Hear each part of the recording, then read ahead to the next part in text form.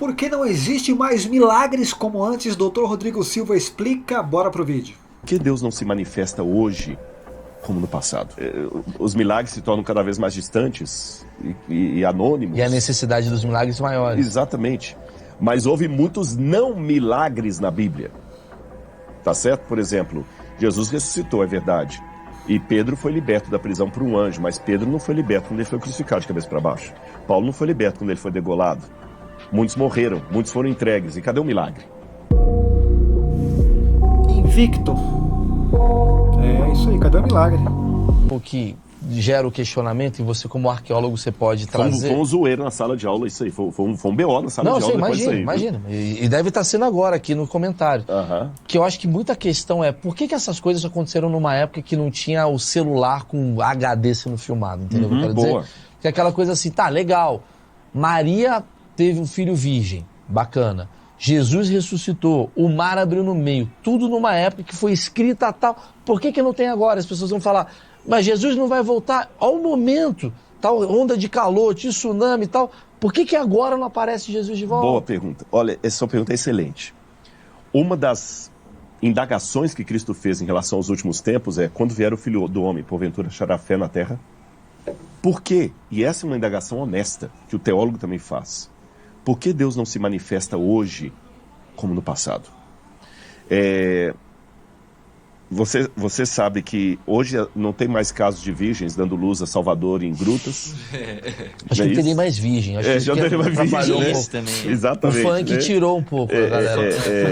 E tudo mais, parece que os milagres se tornam cada vez mais distantes e anônimos. E a necessidade dos milagres maiores. Exatamente. Só que nós temos que ver alguns detalhes em ponto. Em primeiro lugar, a Bíblia, como ela resume, às vezes, num capítulo, 20 anos de história, a gente pensa que os milagres aconteciam toda terça-feira, 10 horas da manhã, quando o milagre já vai lá. Ali na grutinha. A terça-feira do milagre urgente. Vai lá, 10 horas da manhã que vai ter. Um dia vai ser uma coisa... Não. É porque ela contou num capítulo só. Mas houve muitos não milagres na Bíblia. Boa. Tá certo? Por exemplo, Jesus ressuscitou, é verdade. E Pedro foi liberto da prisão por um anjo, mas Pedro não foi liberto quando ele foi crucificado de cabeça para baixo. Paulo não foi liberto quando ele foi degolado. Muitos morreram, muitos foram entregues. E cadê o milagre? A gente pula esses textos. Parece que toda hora aparecia um anjo. É que para a gente, assim, como a história de Jesus morreu com 32. Alguns 33. Colocam 33 anos, mas essa idade é aproximada. Mas parece que aquela coisa assim, em 33 anos aconteceu muita coisa. Exatamente. O Paulo, não sei o quê, andou, a água virou vinho, você fala, caraca, mas não aconteceu nada dos 60 a 93 também. É muito doido isso, eu já te vi falar sobre isso, que tem uma história, na parte da história de Jesus ali, que é adolescência, juventude ali, que não tem muita documentação. Não, nós temos um hiato e um silêncio. Não, até falar sobre esses anos perdidos de Jesus, que algumas pessoas falam sobre ele ter ido para a Índia. Eu queria saber se isso... lá na Caxemira tem até o túmulo dele lá. E isso por acaso, seria ao contrário à Bíblia? Ou seria possível, na história cristã, Jesus de fato ter ido para a Índia? Entendi. Não temos nada arqueologicamente que comprove isso, a não ser uma soberba indiana. Eu vou explicar por quê. Uma vez eu participei de um grupo de satsang. Satsang é um encontro de harmonização hinduísta, porque quando eu me tornei adventista, eu quis pesquisar tudo enquanto é religião, para saber o que é que eu quero isso aqui, o que eu podia, sabe? E aí eu estudei bastante coisa sobre, eu li o Bhagavad Gita, o livro dos Vedas, esses encontros do Satsang, e você... Cara, como ele leu tudo isso, gente? Me explica. Como ele leu tudo isso? Você tinha ali o encontro de harmonização, é muito legal, mas eu notei uma coisa, a Índia, por mais que ela tenha toda uma ideia de humildade e tudo mais, existe uma soberba indiana, e eu vou... Hindu. É diferente. Indiano é que pertence ao país da Índia. Hindu é religião. Hindu é religião, hinduísta. Porque lá eles são católicos também. Exatamente. Mas bem que os cristãos da Índia são... 2%. 3%, uma coisa assim. Que seria 200 bilhões de pessoas. Exatamente, 200 bilhões de pessoas. São 300 bilhões de pessoas. Tudo que é bom tem que passar pela Índia. Sim. Você entendeu? Tudo que é bom tem que vir para lá. Brahma foi lá, Shivananda foi lá, os grandes... O único que eles reconhecem como grandioso, mestre, que não passou por lá foi Jesus. Então tem que dar uma ideia de Jesus também, passar por lá e transformar Jesus num yogi. Só que a ideia de... Tem até um alemão, Kester, que escreveu isso, eu escrevi o primeiro nome dele, o sobrenome é Kester, que escreveu Jesus viveu na Índia. E tudo que ele mostra não tem comprovação acadêmica nenhuma. Até porque é bem longe também. E a Caxemira tem lá o túmulo lá, tem uma tradição que eles contam, mas tudo tradição oral. Mas, Rodrigo, só pra nada, gente, zero. Só pra gente não se perder, que a pergunta foi boa, mas é aquela coisa que eu tava falando assim, tipo, eu achei muito interessante como você fala. A gente lê um capítulo e tem uma imagem de que aquilo aconteceu em 3 semanas. Exatamente. Não tem. Então existe a possibilidade de... Só para voltar na sua pergunta, que ela é importante não perder, mas respondi a questão da Índia aí que você perguntou. Responder. Os milagres bíblicos também eram esporádicos. Ok. Teve muito mais não milagres do que milagres do que milagres. Mas a gente teve milagres nos últimos anos? Teve. Que poderia ser considerado um milagre de uma nova Bíblia? Só que aí agora eu tenho que explicar uma coisa interessante. A gente pensa que é só a tecnologia que muda. Deus também muda, não no sentido do caráter dele, que a Bíblia fala, o Senhor não muda. Deus não muda no sentido da essência dele, do caráter dele. Mas como ser humano que somos nós mudamos, Deus muda a linguagem para nos atingir. Por exemplo, a linguagem que eu estou usando nesse podcast aqui, certamente não é a linguagem que eu uso quando estou apresentando um paper acadêmico num congresso. Certamente não é a linguagem que eu uso quando eu estou num púlpito pregando na igreja. Certamente não é a linguagem... Vocês entendem? Claro. Eu sou o mesmo. A minha essência é única, mas eu me adapto ao ambiente que eu estou. Deus também.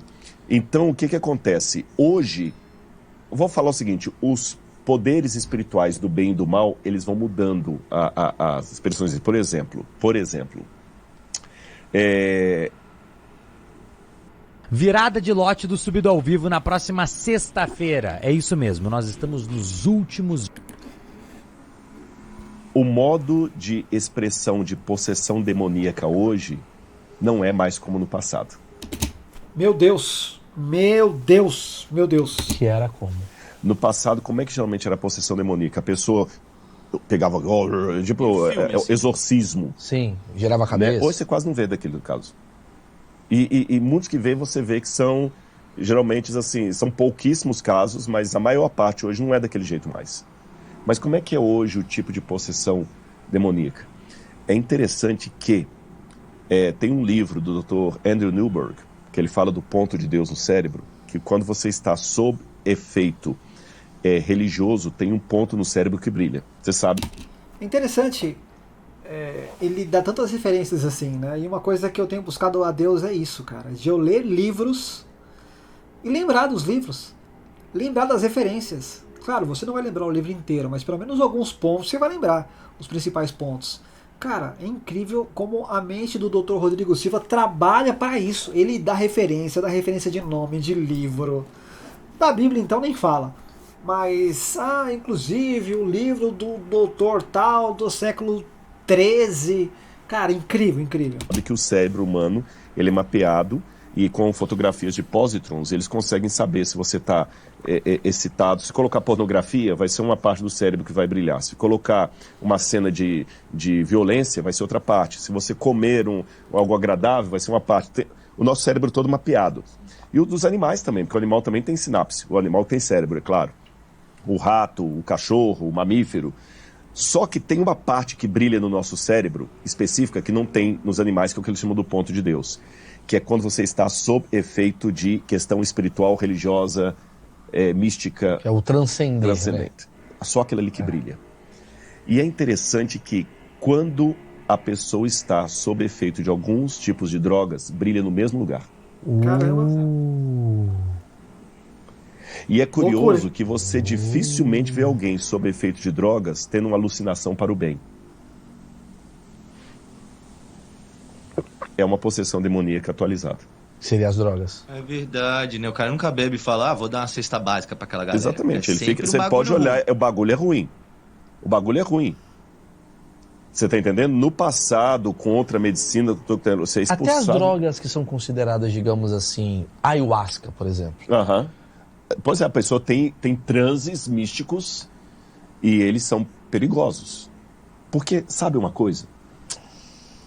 Se eu sou seu amigo mesmo, qualquer contrato que eu fizer com você vai ser na lucidez. Uhum. Se eu aproveitar a sua assinatura no momento que você está mal, eu não sou seu amigo. Mas e o vinho que Jesus bebia? Boa pergunta. Muita gente fala. Não deixa o vinho passar não, Maurício. Bota ele contra a parede. Pode botar, vamos lá. Não, e faz sentido. Jesus vai lá caber nele só vinho. Antes de passar pano, antes de falar do vinho, eu vou falar do vinho, Só quero colocar um parênteses aqui também, que eu vou chamar agora a atenção dos crentes. Opa. Teve um episódio que conta, uma alegoria que contam, que estavam John Huss com um amigo diante de uma grande catedral da Europa. E eles estavam relembrando um episódio da Bíblia em que Pedro e João estavam diante do templo de Jerusalém e chegou um paralítico e ele falou assim, eu quero uma esmola. E Pedro falou assim, eu não tenho prata nem ouro, mas o que eu tenho eu te dou. Em nome de Jesus, levanta e anda. Tá lá em Atos. Aí um amigo de John Huss estava falando com ele assim, pois é, hoje a igreja tem tanto ouro e prata que ela não precisa mais reclamar como Pedro. Não tenho prata e ouro, né? Que hoje tem. Ele falou, mas eu não tenho mais autoridade para dizer em nome de Jesus, levanta e anda.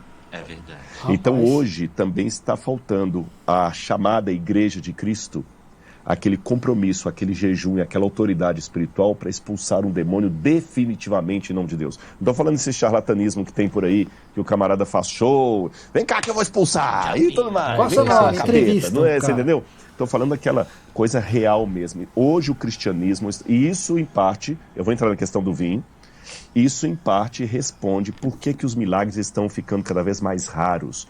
Porque para ter o milagre tem que ter fé genuína. Tem que ter lucidez. Tem que ter lucidez e fé. Lucidez, eu vou pegar essa palavra para responder a questão do vinho, e a fé genuína.